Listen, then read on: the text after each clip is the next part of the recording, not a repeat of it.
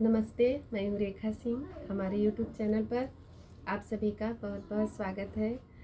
हम आप सबको कजरी सुनाएंगे जिसमें कि चंदा से संदेश भेजती है बेटी एक, जा कर के मेरी माँ से बोलना, ऐसा मेरे भैया से बोलना। अभी तो कितना अच्छा सिस्टम है, कितना दूर भी कोई रहे कॉल कर लो, वीडियो कॉल कर लो, तसल्ली हो जाती है ना। दूर रहने पर भी पास होने का एहसास होता है।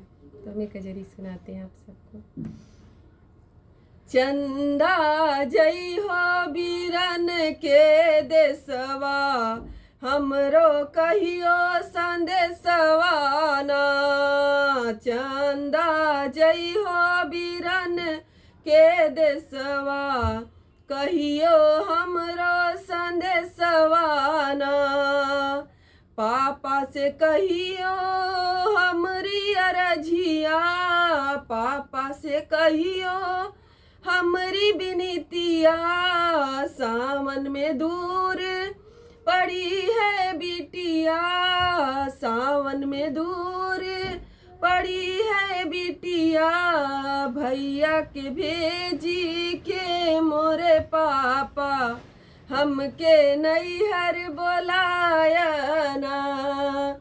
चंदा जई हो बीरन के देसवा, कहियो हमरो संदेशवा ना।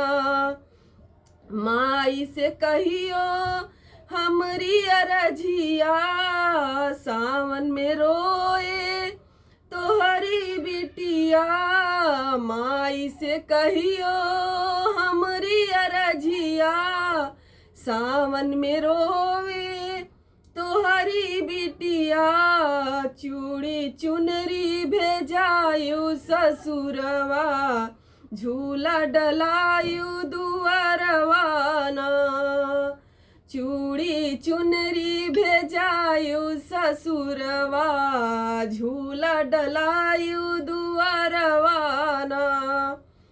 चंदा जई हो बीरन के देसवा, कहियो हमरो संदेशवा ना।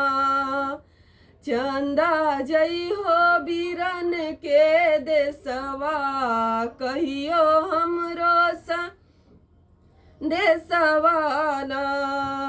चाचा से कहियो हमरी बिनतिया, सावन में दूर पड़ी है बिटिया। चाचा से कहियो चंदा हमरी बिनतिया, सावन में दूर पड़ी है बिटिया। भैया की भेजी के मोरे चाचा, हमके नैहर बोलाया ना। भैया के भेजी के मोरे चाचा, हमके नैहर बोलाया ना। चंदा जई हो बीरन के देसवा, कहियो हमरो संदेशवा ना। चाची से कहियो हमरी अरझिया, सावन में ससुरे में है तोहरी बिटिया। चाची से कहियो चंदा हमरी बिनतिया, सावन में ससुरे है तोहरी बिटिया। भैया से तीज भेजायु हो चाची, हमके पियरी भेजायु ना।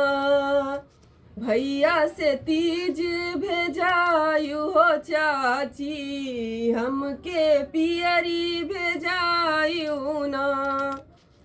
चंदा जई हो बीरन के देसवा, कहियो हमरो संदेशवा ना।